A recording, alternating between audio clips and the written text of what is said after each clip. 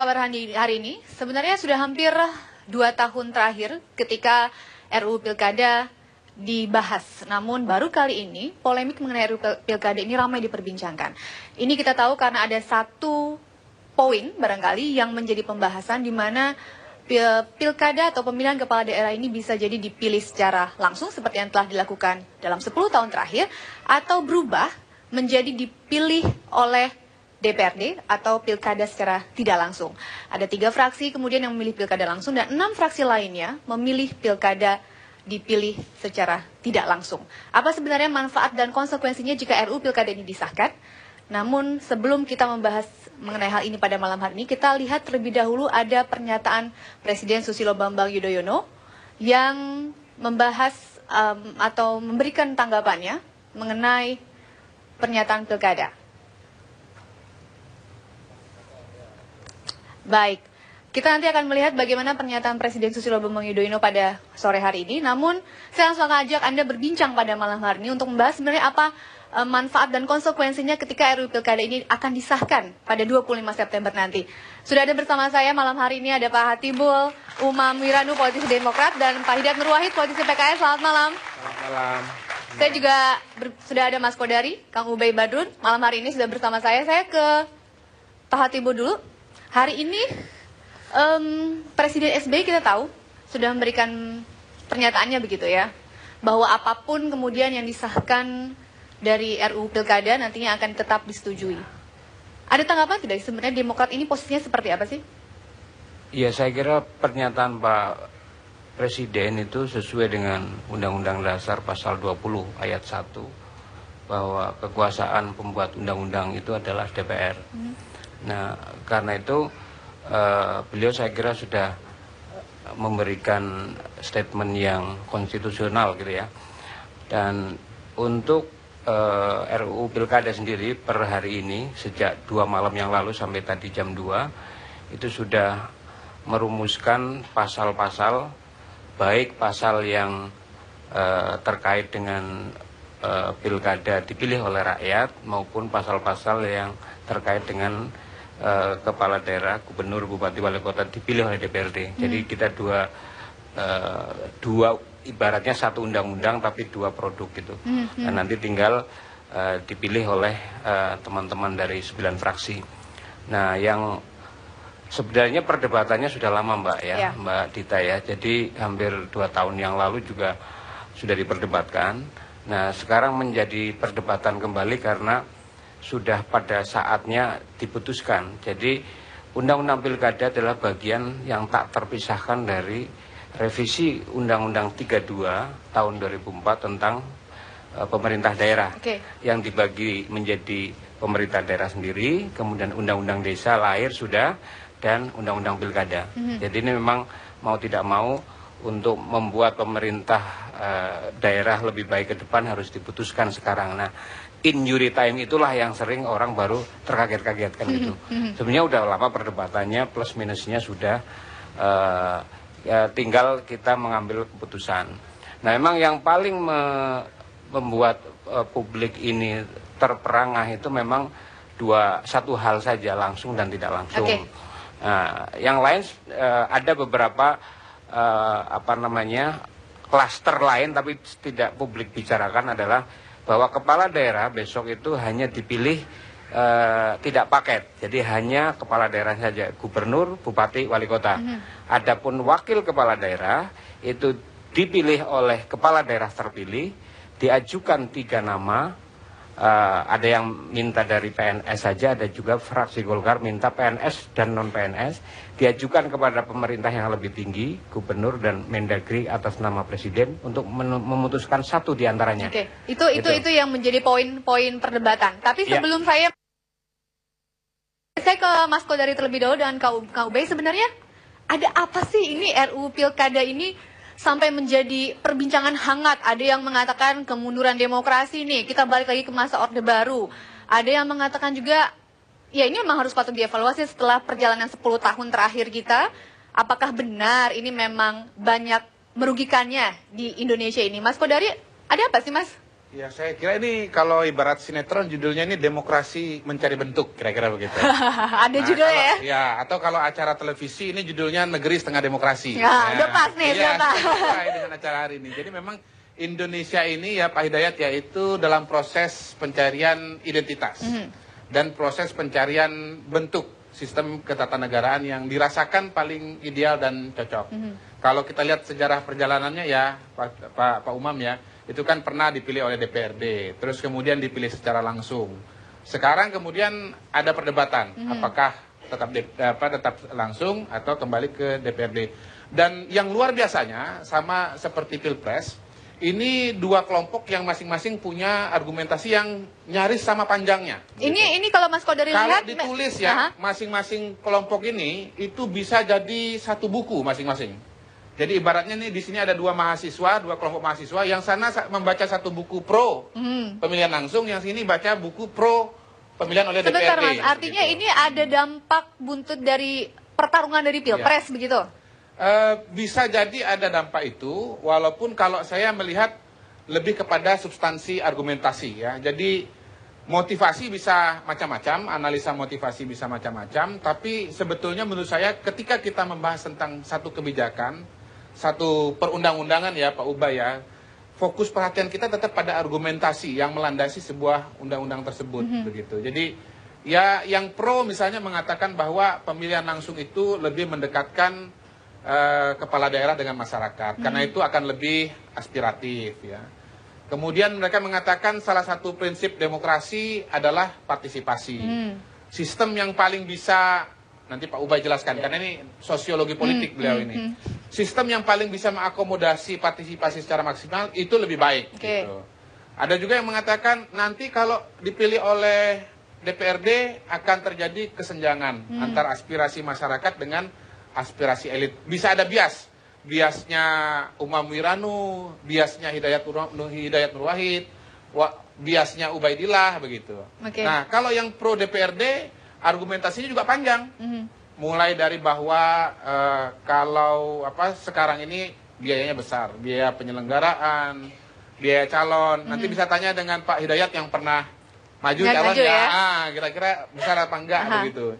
Yang kedua juga argumentasinya adalah soal kalau biayanya besar, lalu kemudian katanya banyak kepala daerah yang terpeleset menjadi korupsi, macam-macam lah. Jadi ya termasuk juga argumentasi yang belakangan yang lebih filosofis, yang mengatakan bahwa demokrasi Indonesia ini demokrasi yang permusyawaratan, dan karena itulah kemudian dipilih DPRD itu adalah permusyawaratan, lebih dekat dan tepat untuk kondisi masyarakat Indonesia. Jadi intinya sih judulnya ini demokrasi mencari bentuk kalau menurut saya. Kang Ubed, sesuai tidak, sepakat tidak dengan apa yang dikatakan Mas Kodari? Ini ada sila keempat begitu ya kayaknya Mas Kodari ya, permusyawaratan perwakilan, bahwa ini memang harusnya diaplikasikan begitu di kehidupan demokrasi kita. Dasar dari demokrasi tidak langsung di DPR sesungguhnya adalah argumentasi filosofis sebetulnya, bahwa bangsa ini punya filosofi bangsa, punya ideologi. Ideologi ini sebetulnya bisa nggak diterjemahkan dalam satu sistem politik. Sebagian kemudian ada yang meyakini bahwa filosofi bangsa ini bisa diterjemahkan di dalam satu sistem politik. Kalau Mas Kodari nggak tahu posisinya di mana nih. Apakah berada pada posisi bagaimana menerjemahkan filosofi itu, atau lebih pada argumentasi empiris? Kalau argumentasi empiris begitu banyak saya kira. Persoalan money politik, persoalan konflik sosial. Saya justru melihat sebetulnya efek pembelahan sosial yang juga berbahaya. Yang laten ya. Yang laten itu sebetulnya luar biasa banyaknya. Yang manifest kemudian kita juga melihat konflik di antara kubu calon kepala daerah misalnya saat pemilu maupun sesudah pemilu. Yang laten itu sebetulnya di antara masyarakat terjadi pembelahan. Satu keluarga misalnya, suami istri itu bisa terbelah. Karena tren pilihan yang berbeda. Bayangkan saya menemukan data, ini keluarga guru. Suaminya nonton di bawah, istrinya nonton di atas sama anaknya. Ini bentuk pembelahan sederhana, dan itu datanya sangat empiris. Nah, ini efek langsung sebetulnya dari pilkada yang melibatkan publik dalam kontestasi politik. Tapi itu pembelajaran publik, artinya kan kita akan terus belajar. Ketika nantinya berubah nih, kembali lagi ke saat masa Orde Baru. Katanya selama pilkada kan konflik antara Ya. suami dengan istri. Tapi justru setelah pilkadanya selesai malah tambah mesra. Gitu loh. Karena kan konflik duluan. Selalu biasa begitu. Oh gitu ya. Oke, baik. Nanti kita lanjutkan kembali. Kita kira-kira apa ya komentar atau tanggapannya Panca? Panca mengikuti nggak nih? RUU Pilkada ini lagi hangat dibicarakan. Saya ngikutin tadi tapi ditinggalin. Ya. Ya. Silakan Panca. Oke. Ya, selamat malam semuanya. Ya, ini lagi rame-ramenya polemik RUU Pilkada ya. Gue sih setuju-setuju aja sama pilkada nggak langsung. Asalkan sesuai aspirasi rakyat. Ya, jangan kayak bokap nyokap gue. Gue pengen jodoh, sama bokap nyokap gue dicariin jodoh. Gue kan pengen cewek yang rambutnya panjang. Bener sih, gue dikasih cewek yang rambutnya segini. Tapi sininya doang, atasnya botak. Ini kan gue kecewa ya. Pokoknya harus sesuai aspirasi gue ya. Dan gue pernah juga ketemu, dikasih jodoh lagi sama orang tua gue. Dikasih, nih rambutnya panjang. Gue belai. Wignya lepas. Cewek botak yang tadi, balik lagi ya. Iya, dan menurut gue sih nggak perlu dikasih jodoh yang cantik gitu loh. Gue sih yang, ya biasa-biasa aja lah. Orang tua gue tuh kayaknya pengen banget gue dikasih jodoh yang cantik. Karena gue nggak begitu tertipu sama cewek cantik. Cewek cantik itu bukan jaminan. Yang jaminan BPKB, surat tanah, sertifikat, ya tuker, dapat duit, gitu loh. Ya, karena buat cowok-cowok juga nih, ya pernah gue jangankan dikasih jodoh cewek, ini cowok aja pernah ngeliat gue nembak gue. Cowok ngeliat gue nembak gue, otomatis gue tolak, kurang ganteng, ya. Nah, kedua. Kalaupun nanti kepala daerah terpilih hasil tidak langsung misalnya ya gue pengen yang sesuai memperhatikan kemacetan di Jakarta. Nah kayak tadi gue kesini gue naik motor di Jakarta itu macet, jangan kan naik mobil, naik motor aja macet. Udah gue frustasi, motor gue tinggal, gue naik ojek biar cepet. Iya, kalau nggak gitu nggak sampai sini ya. Nah, pokoknya siapapun yang terpilih nanti kepala daerah, ya, yang penting jangan korupsi. Setuju? Setuju ya. Yang penting jangan korupsi. Karena kalau korupsi nanti hubungannya sama KPK. Nah, gue kasih tahu, KPK bukan hanya ada di Indonesia, tapi juga ada di Arab. Belum tahu kan? Nah, jadi KPK itu selain di Indonesia juga ada di Arab. Cuma bedanya KPK di Indonesia sama di Arab, kalau di Arab tuh baca dari kanan. Gitu ya. Bedanya di situ ya. Ya.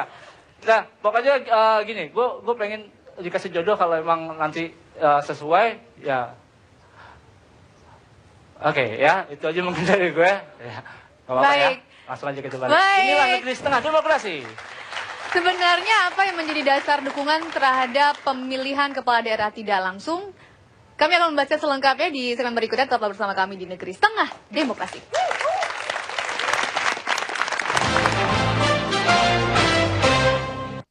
Kabar hari ini, sebenarnya sudah hampir 2 tahun terakhir ketika RUU Pilkada dibahas. Namun baru kali ini polemik mengenai RUU Pilkada ini ramai diperbincangkan.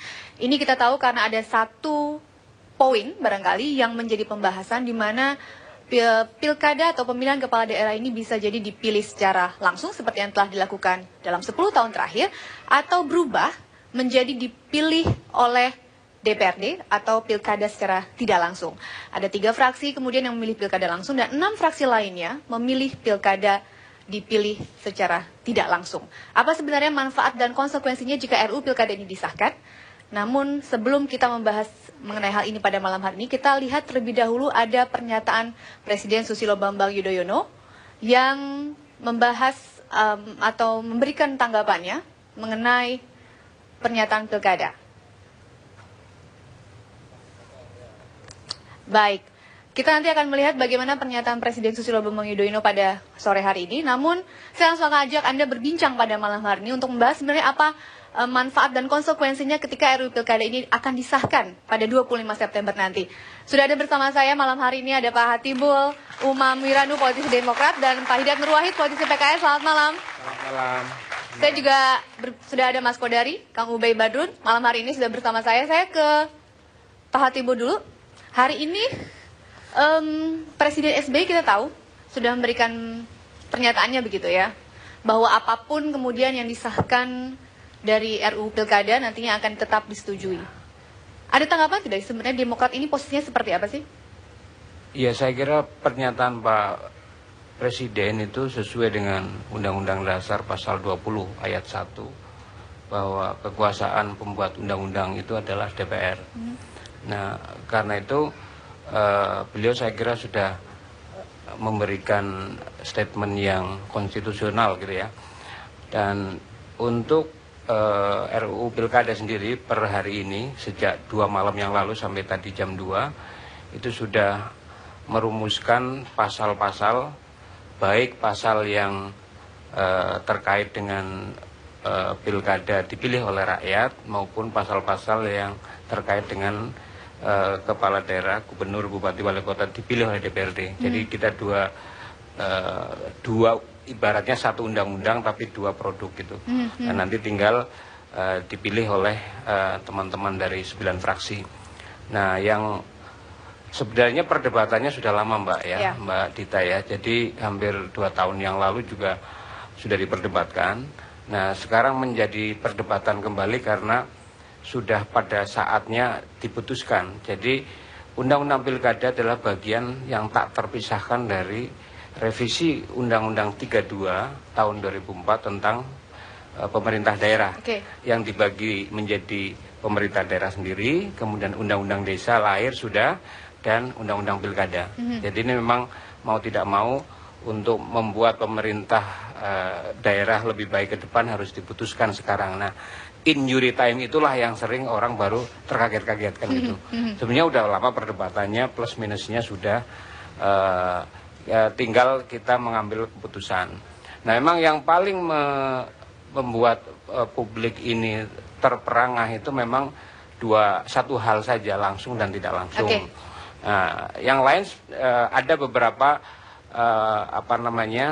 klaster lain tapi tidak publik bicarakan adalah bahwa kepala daerah besok itu hanya dipilih tidak paket, jadi hanya kepala daerah saja, gubernur, bupati, wali kota.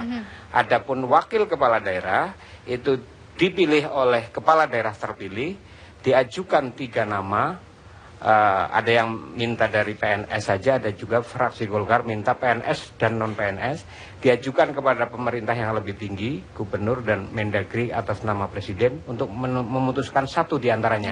Itu yang menjadi poin-poin perdebatan. Tapi sebelum saya ke Mas Kodari terlebih dahulu dan Kak Ubay, sebenarnya ada apa sih ini RUU Pilkada ini sampai menjadi perbincangan hangat? Ada yang mengatakan kemunduran demokrasi nih, kita balik lagi ke masa Orde Baru. Ada yang mengatakan juga, ya ini memang harus patut dievaluasi setelah perjalanan 10 tahun terakhir kita. Apakah benar ini memang banyak merugikannya di Indonesia ini? Mas Kodari, ada apa sih Mas? Ya, saya kira ini kalau ibarat sinetron judulnya ini demokrasi mencari bentuk, kira-kira begitu. Ada judulnya ya? Ya, atau kalau acara televisi ini judulnya Negeri Setengah Demokrasi. Ya, udah pas nih, sesuai dengan acara hari ini. Jadi memang Indonesia ini ya Pak Hidayat ya itu dalam proses pencarian identitas dan proses pencarian bentuk sistem ketatanegaraan yang dirasakan paling ideal dan cocok. Kalau kita lihat sejarah perjalanannya ya Pak Umam ya, itu kan pernah dipilih oleh DPRD, terus kemudian dipilih secara langsung. Sekarang kemudian ada perdebatan, apakah tetap langsung atau kembali ke DPRD. Dan yang luar biasanya, sama seperti Pilpres, ini 2 kelompok yang masing-masing punya argumentasi yang nyaris sama panjangnya. Ini kalau Mas Kodari lihat, kalau ditulis ya, masing-masing kelompok ini itu bisa jadi satu buku masing-masing. Jadi ibaratnya nih di sini ada 2 mahasiswa, 2 kelompok mahasiswa, yang sana membaca satu buku pro pemilihan langsung, yang sini baca buku pro pemilihan oleh DPRD. Sebentar Mas, artinya ini ada dampak buntut dari pertarungan dari Pilpres begitu?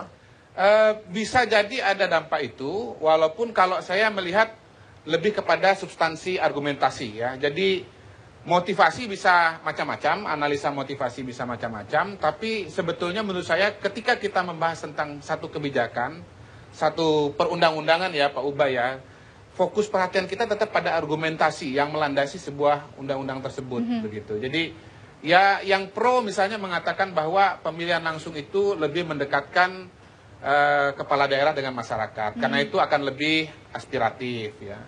Kemudian mereka mengatakan salah satu prinsip demokrasi adalah partisipasi. Sistem yang paling bisa, nanti Pak Ubay jelaskan, karena ini sosiologi politik beliau ini. Sistem yang paling bisa mengakomodasi partisipasi secara maksimal itu lebih baik. Gitu.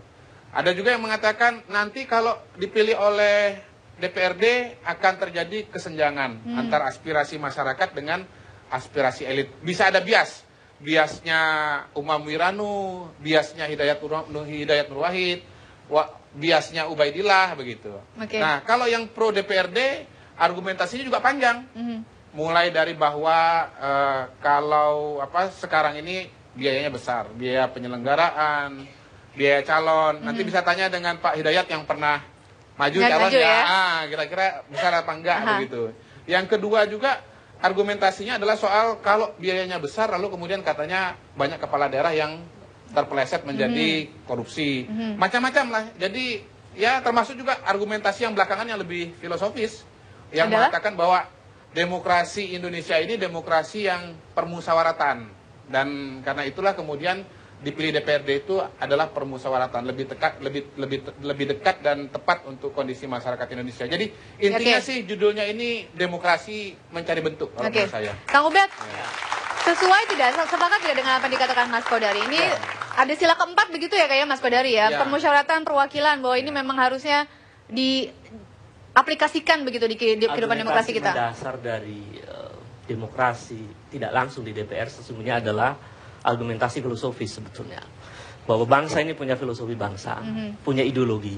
Ideologi ini sebetulnya bisa nggak diterjemahkan dalam satu sistem politik. Sebagian kemudian ada yang meyakini bahwa filosofi bangsa ini bisa diterjemahkan di dalam satu sistem politik. Kalau Mas Kodari nggak tahu posisinya di mana nih.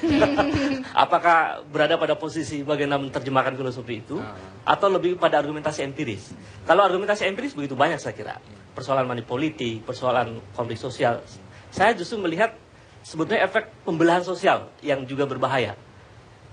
Yang laten ya. Yang laten itu sebetulnya luar biasa banyak ya.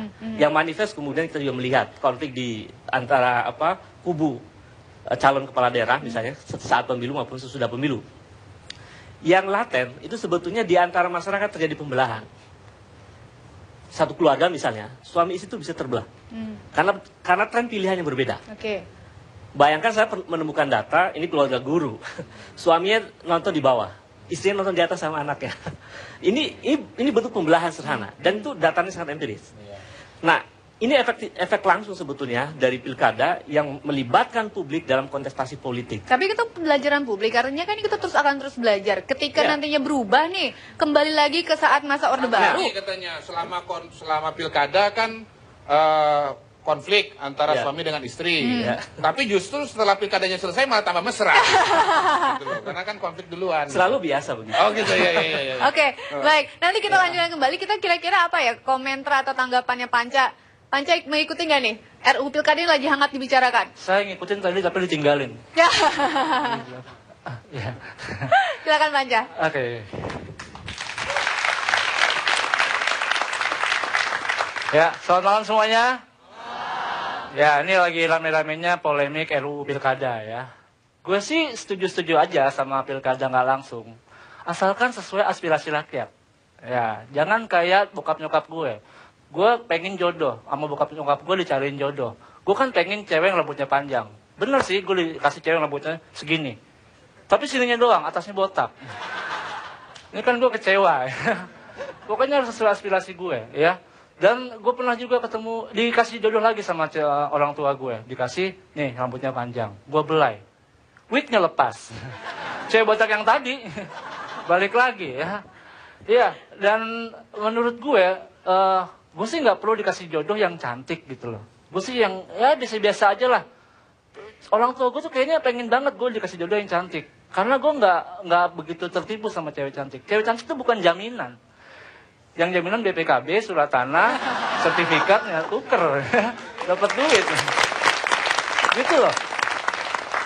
Ya, karena buat cowok-cowok juga nih, ya pernah gue jangankan dikasih jodoh cewek. ini cowok aja pernah ngeliat gue nembak gue. Cowok ngeliat gue nembak gue, otomatis gue tolak, kurang ganteng ya. Nah, kedua, kalaupun nanti kepala daerah terpilih hasil tidak langsung misalnya ya, gue pengen yang sesuai memperhatikan kemacetan di Jakarta. Nah, kayak tadi gue kesini, gue naik motor di Jakarta itu macet. Jangan kan naik mobil, naik motor aja macet. Udah, gue frustasi, motor gue tinggal, gue naik ojek. Biar cepet. Iya, kalau nggak gitu nggak sampai sini ya. Nah, pokoknya siapapun yang terpilih nanti kepala daerah ya, yang penting jangan korupsi. Setuju? Setuju ya. Yang penting jangan korupsi. Karena kalau korupsi nanti hubungannya sama KPK. Nah, gue kasih tahu, KPK bukan hanya ada di Indonesia, tapi juga ada di Arab. Belum tahu kan? Nah, jadi KPK itu selain di Indonesia juga ada di Arab. Cuma bedanya KPK di Indonesia sama di Arab, kalau di Arab tuh baca dari kanan. Gitu ya. Bedanya di situ. Ya. Nah, pokoknya gini, gue pengen dikasih jodoh kalau emang nanti sesuai ya. Oke, ya, itu aja mungkin dari gue. Ya. Baik. Ya. Langsung aja kita balik. Baik. Inilah negeri setengah demokrasi. Sebenarnya apa yang menjadi dasar dukungan terhadap pemilihan kepala daerah tidak langsung? Kami akan membahasnya selengkapnya di segmen berikutnya. Tetaplah bersama kami di Negeri Setengah Demokrasi. Jika terjadi pelanggaran dalam pelaksanaannya, bahkan mampu menghemat APBN hingga 41 triliun rupiah. Kira-kira anggaran yang bisa kita hemat adalah 41 triliun. Itu yang pertama.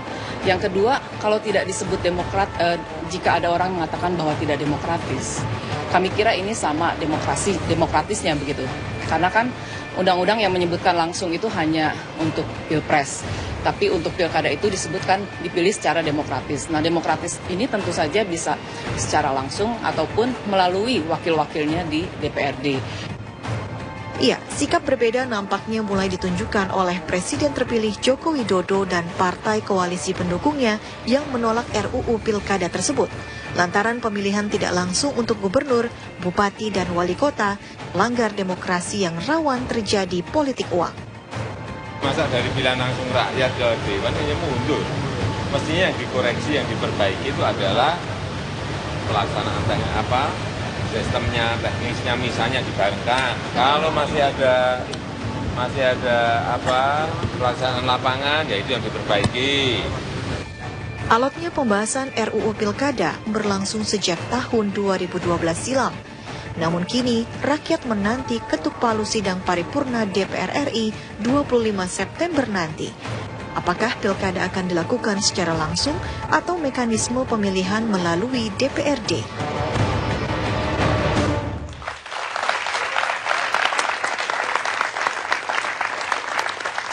Ya, apa sebenarnya alasan atau dukungan terbesar ketika fraksi-fraksi tersebut menolak ataupun mendukung dari pilkada langsung maupun pilkada tidak langsung?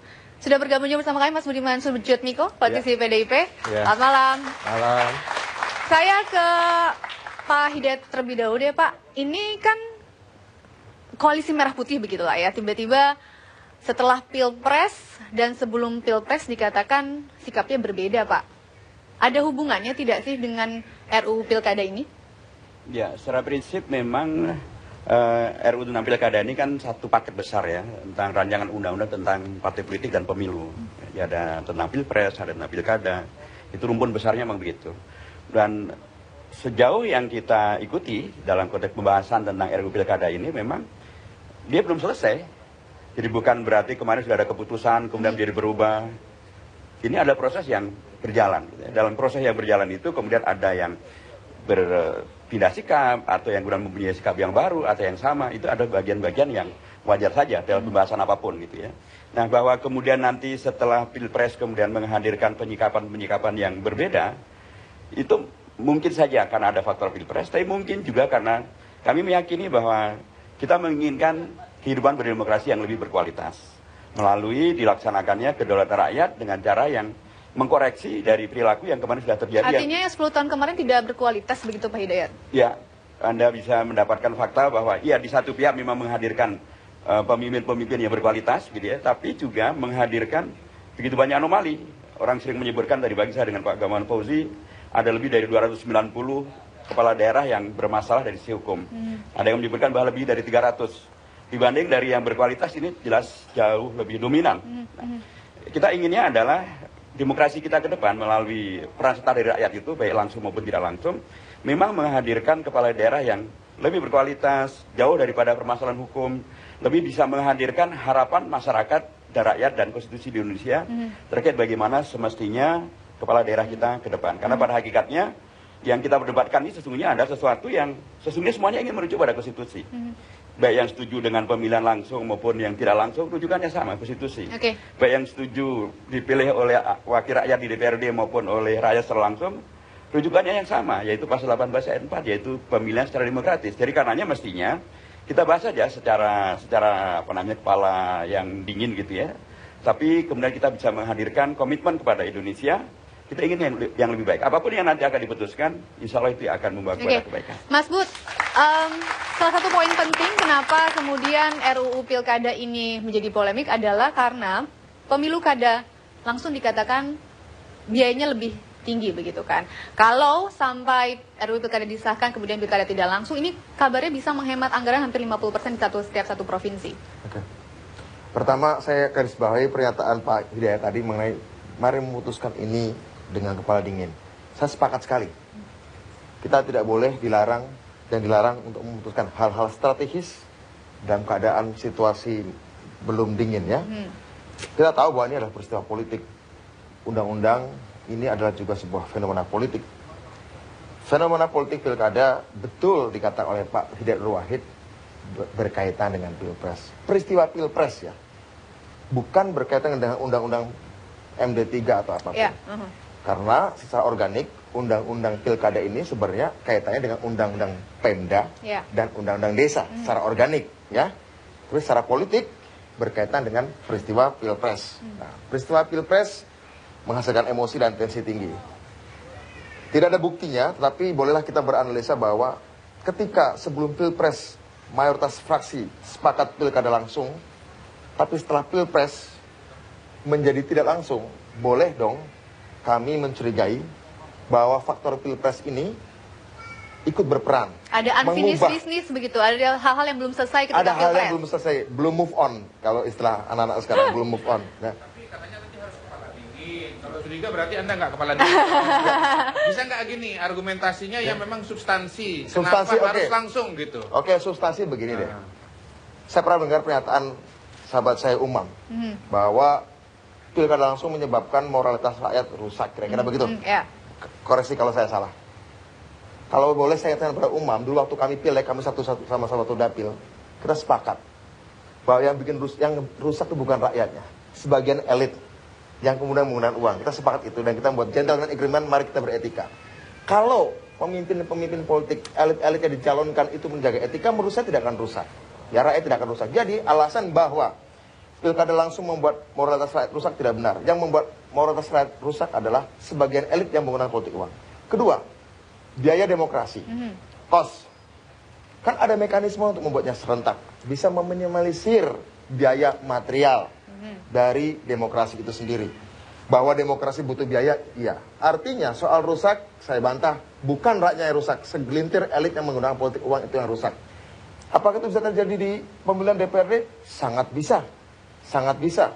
Dan Mas kita Budiman, ada perspektif lain bahwa sebenarnya faktor yang membuat rusaknya perilaku politik kita sebetulnya bukan elit saja, tetapi sistem politik yang membuka ruang kerusakan itu terjadi. Dan ini bagian besar dari desain politik besar yang Anda dulu pernah tentang disebut dengan liberalisasi politik. Oh enggak, saya setuju dengan liberalisasi politik melawan otoritarisme. Saya setuju. Dibanding otoritarisme, saya setuju kebebasan politik. Dan kalau dikatakan bahwa pemilihan langsung itulah anak kandung liberalisme, mari kita lihat praktek pemilihan kepala desa yang sejak zaman otoriter Orde Baru pun sudah langsung. Apakah itu anak kandung liberalisme? Tidak. Nah, data Mas Budiman keliru. Gimana? Di Padang, pemilihan kepala desa itu melalui perwakilan. Oh enggak. mayoritas ya, kita bisa mayoritas ya. Jadi oleh karena itu tidak bisa dijelasasi bahwa pola perwakilan itu pernah terjadi di tanah air ini. Lalu mereka bermusyawarah baru menentukan siapa pemimpin mereka. Artinya kalau kita kalau saya tanya begini, kalau begitu Pak Ubay, sekarang ini kan kontras ya. Di atas pemilihan presiden itu langsung, di bawah itu kepala desa juga langsung. Kalau begitu pemilihan presiden secara langsung salah juga dong Mas Ubay. Enggak, itu spiritnya berbeda. Bagaimana kita menafsirkan sebenarnya filosofi bangsa kita ketika merumuskan sistem politik itu dua perspektif. Satu menggunakan teori politik barat yang kemudian melahirkan Dewan Perwakilan. Satu menggunakan politik lokal Indonesia yang disebut dengan musyawarah. Mas Ubay, parlemen itu barat. Kita bicara demokrasi, parlemen, partai politik, serikat buruh, media cetak, media elektronik. Itu adalah kontribusi dari peradaban barat. Betul. Yang kita hindari adalah moralitas, ya, moralitas untuk mengkomoditikan hak menentukan nasib negara ini. Itu yang kita tentang. Oke. Baik, Pak Hidayat. Menguangkannya. Itu. Ini sudah senyumnya Bang. Iya. Saya merasa seperti kembali kepada suasana Pilpres kemarin. Begini Mbak Dita. Iya, memang mungkin kalau saya lahir di komunitas yang mungkin agak strict secara ideologi ya. Nahdlatul Ulama dalam rumusan Munas Alim Ulama di 2014 kemarin di Kempek Cirebon itu dengan seluruh argumentasi sebelum Pilpres, dengan seluruh fakta, data dan case-case pilkada di daerah itu menunjukkan bahwa pilkada langsung itu destruktifnya terhadap pertama bangunan sosial masyarakat. Kita ribuan tahun loh membangun masyarakat. Itu dirusak gara-gara pilkada yang langsung, yang kata Pak Budiman itu elitnya yang membuat rakyat rusak karena money politik. Tapi menurut saya benar sistemnya. Sistemnya membuat seorang kepala daerah mau tidak mau harus memberikan treatment yang paling jitu. Nah, treatment yang paling jitu itu adalah money politik. Apakah nanti ketika pilkada tidak langsung DPRD tidak akan nanti ada juga itu seperti hal itu? yang mudah diantisipasi kalau KPK, Bawaslu yang menjadi bagian dari penyelenggara pemilu itu bergandeng tangan untuk mengawasi. KPK punya kewenangan untuk melakukan macam-macam mengawasi pilkada yang tidak langsung. Dan di dalam draft yang sudah kita bahas dan sepakati hari ini, calon kepala daerah yang terbukti memberikan money politik kepada DPRD itu diskualifikasi. Kepada fraksi pengusung yang mengusulkan calon kepala daerah yang money politik, ini ada dua. Fraksi tersebut tidak boleh mengusulkan calon untuk proses pilkada itu hari ini atau pilkada era periode ini. Dan yang kedua tentu anggota DPRD-nya bersama pimpinan fraksi dan gabungan fraksi tentu masuk ranah pidana. Tapi jadi sangat ketat sekali kalau kita mau adili rakyat yang menerima uang. Lah semua penjara penuh, Bang. Mas Budiman ditahan, Pak Hidayat juga nanti kita akan kasih kesempatan. Sebentar Mas Budiman, biar tenang dulu, biar kepala dingin. Kita akan juga tetap bersama kami di negeri setengah demokrasi. Ya. Kita contoh dalam 2 kali periode pemerintahan SBY di mana PDI Perjuangan di luar pemerintahan nasional. Sangat sering di beberapa tempat PDI Perjuangan dengan Demokrat berkoalisi untuk pilkada. Ingat ya, interaksi politik horizontal di lokal setempat lebih kental kaitannya ketimbang dengan sekedar loyalitas vertikal yang diseragamkan. Sederhana saja, keberadaan masing-masing kelompok politik itu lebih ditentukan di sebuah lokal dengan sesama fraksi atau sesama partai di lokal tersebut ketimbang beberapa elit yang kadang-kadang juga tidak terlalu care juga dengan cabangnya, rantingnya, DPD-nya begitu. Artinya kami bukan soal menang atau kalah. Kalau soal pilkada DPRD sangat dimungkinkan partai-partai besar itu memenangkan, sangat dimungkinkan. Ya, artinya sebagai partai PDI Perjuangan, Golkar itu sangat dimungkinkan atau lebih besar kasus untuk menangnya.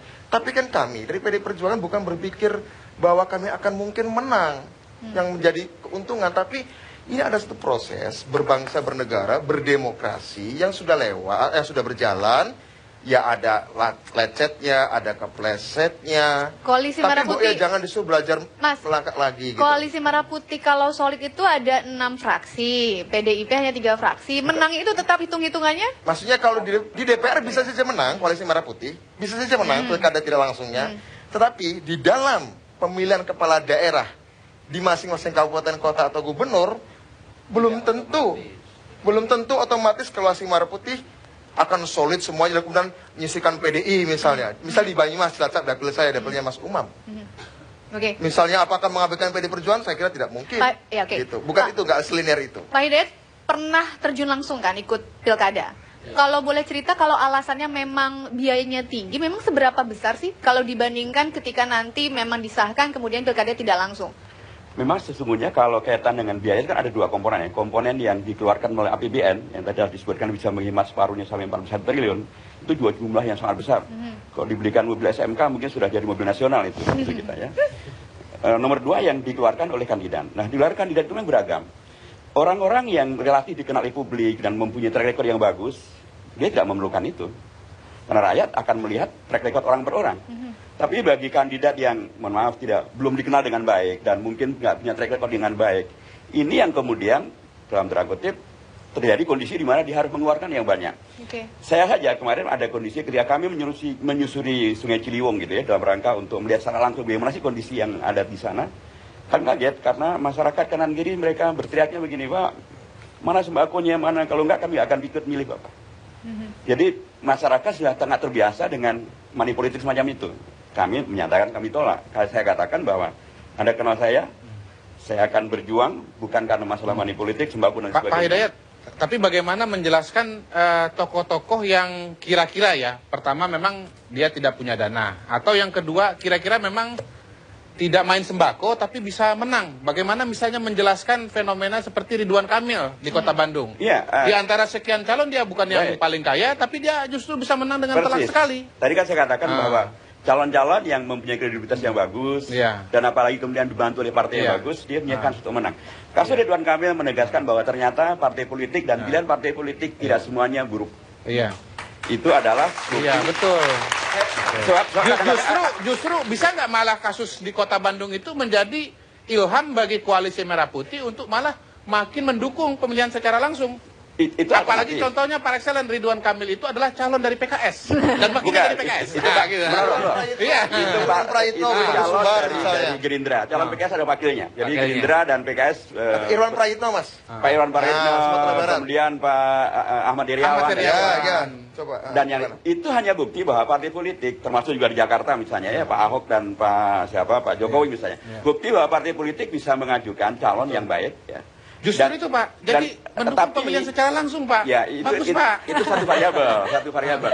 Bisa juga partai politik melalui tidak langsung mengajukan kader-kader yang hebat ini. Nah begini Pak, misalnya begini ya, ini Koalisi Merah Putih, ya kan, di dalamnya kelihatan satu, tapi di dalamnya juga macam-macam. Ada yang suaranya agak besar, ada yang suaranya kecil. Khawatir nggak nanti Pak, jangan-jangan begitu diberlakukan pemilihan secara tidak langsung, DPRD nanti diambil partai besar semua. Nanti PKS malah gak kebagian itu Pak. Itulah, jadi kalau logikanya seperti yang disampaikan Mas Budiman tadi, kalau logikanya hanya menang, ya sudah. Kalau logikanya tentang kalah, kami tentu nggak mau kalah dong. Tapi mengapa kami tetap memilih pemilihan tidak langsung? Karena menurut kami permasalahannya bukan sekedar menang atau kalah. Kita juga ingin mengembalikan bertradisi, berdemokrasi sesuai dengan aturan konstitusi yang sudah kita sepakati, sesuai dengan aturan perundangan yang ada, dan pengalaman-pengalaman ini biarlah kemudian nanti pada gilirannya rakyat akan memilih. Setelah kita punya pengalaman memilih secara langsung dengan akibat yang terjadi di lapangan, diantaranya Mbak, itu problema birokrasi di lapangan sekarang ini amat sangat meresahkan. Banyak di antara mereka yang kurang berkomunikasi dengan kami, dan mereka manfaat karena kami kemarin tidak mendukung bupati yang menang, dinonjobkan, dipindah tugaskan, diganti, dan dengan cara-cara yang tidak sesuai dengan prinsip birokrasi. Ini agak luar saya tambahkan PNS ini loh. Jadi begini Pak, birokrasi di tingkat kepala daerah, tingkat 1, tingkat 2, bahkan mungkin di pusat ya, itu sangat terpengaruh oleh pilkada langsung, sebab kebanyakan satu tim sukses yang sudah mensukseskan bupati itu juga meminta jatah, entah jadi PNS, entah proyek, entah apa. Kemudian yang sudah PNS, mau tidak mau, dia tidak bebas dari politik, padahal kan dilarang.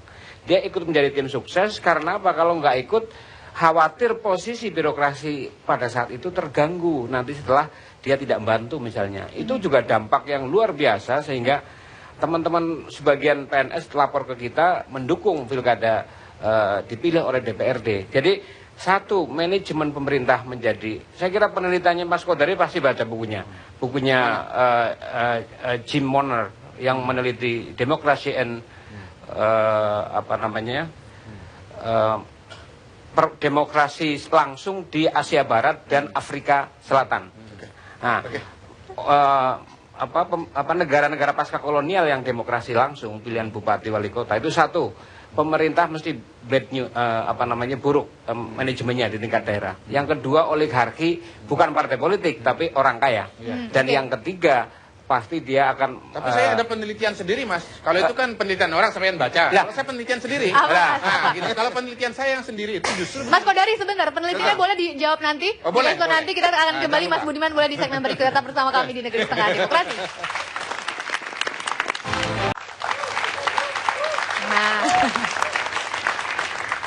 Kembali ke Negeri Setengah Demokrasi. Saya sebelum ke Mas Budiman, Mas Kodari tadi punya penelitian sendiri, boleh dong? Mas Budiman udah gak sabar. Boleh sedikit aja. Tidak bisa diwakilkan.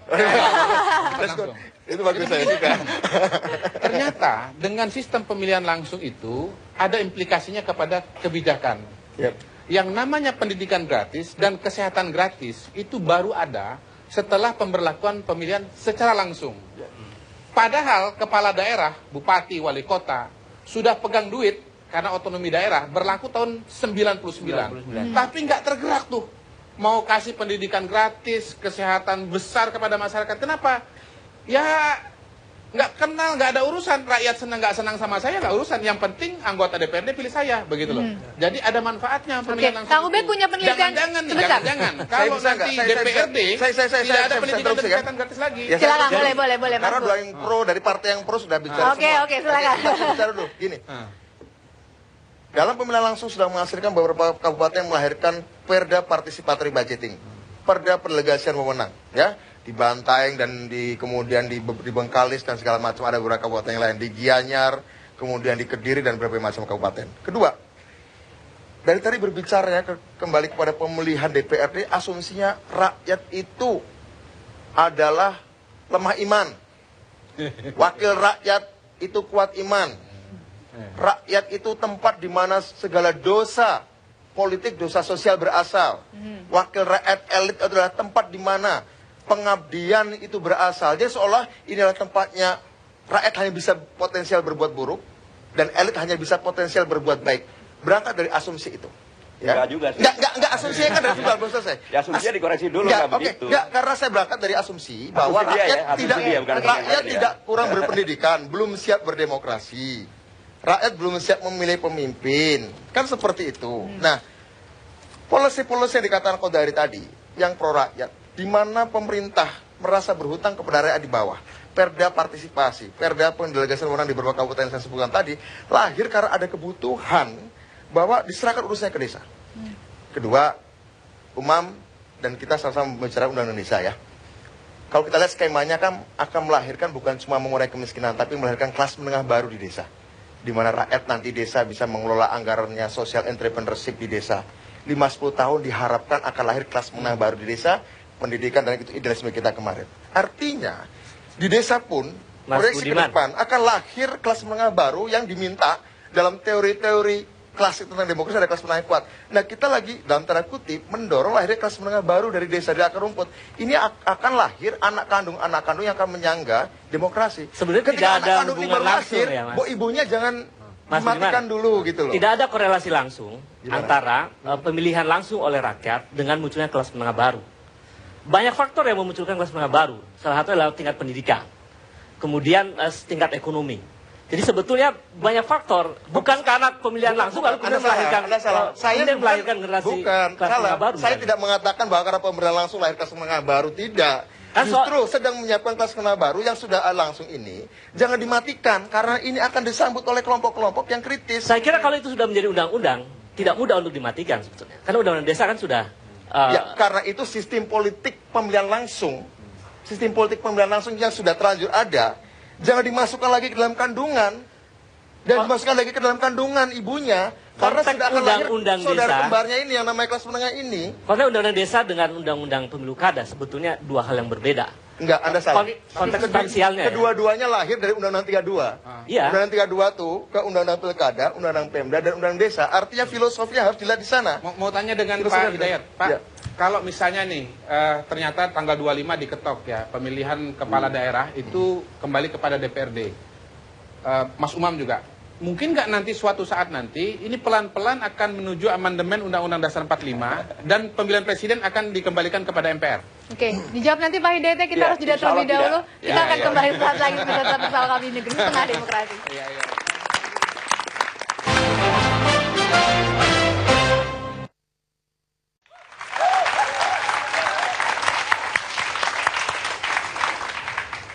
Saya langsung ke Pak Hidayat, kalau dikatakan pilkada tidak langsung ini merupakan kemunduran demokrasi karena rakyat tidak ikut berpartisipasi.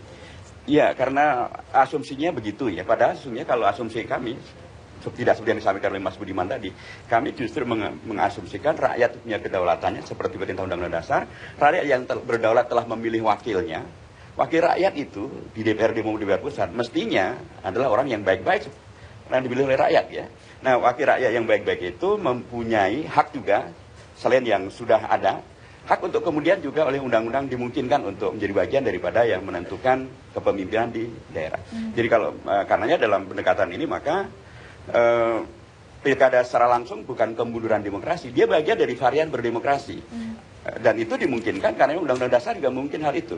Jadi karenanya kita berharap ke depan ini bagaimana dengan pilihan-pilihan yang mungkin, apakah langsung atau tidak langsung. Kalau kami pilihannya adalah tidak langsung, kita bisa menghadirkan proses yang lebih berkualitas, juga nanti hasil juga lebih berkualitas. Memang babnya bukan sekedar dipilih atau tidak dipilih, memang harus ada perangkat yang menyertainya. Kekhawatiran terkait dengan masalah money politik, ya KPK dilibatkan, PPATK dilibatkan. Kekhawatiran terkait dengan masalah tadi misalnya tidak dikenal oleh rakyat misalnya, ya nanti partai akan mengusulkan, mengkomunikasikan kepada rakyat, ini loh calonnya, bagaimana menurut Anda, dengar pendapat dari rakyat itu bisa dijadikan ukuran nanti untuk siapa yang akan dipilih dalam mekanisme pemilihan kepala daerah, dan itu dimungkinkan. Oke, baik. Tomam, sikat. Pak Hidayat, berarti di situ survei tetap penting gitu ya? Penting. Oh iya, penting. Mas Kodari, Tenang aja. Jadi gini Mas Kodari, jadi ada pemikir Muslim abad 15, namanya Jalaluddin As-Suyuti. Dia penulis banyak buku, ada Tafsir Jalalain, ada Al-Itqan fi Ulumil Quran, tapi satu buku yang sangat penting soal sosiologi, namanya Qaidatul Fiqih. Nah, saya sederhana Mbak, saya sudah menimbang-nimbang dengan seksama selama 2 tahun perdebatan. Kita lihat madorotnya. Jadi dia bikin kaidah begini. Darul mafasid muqaddamun ala jalbil masoleh.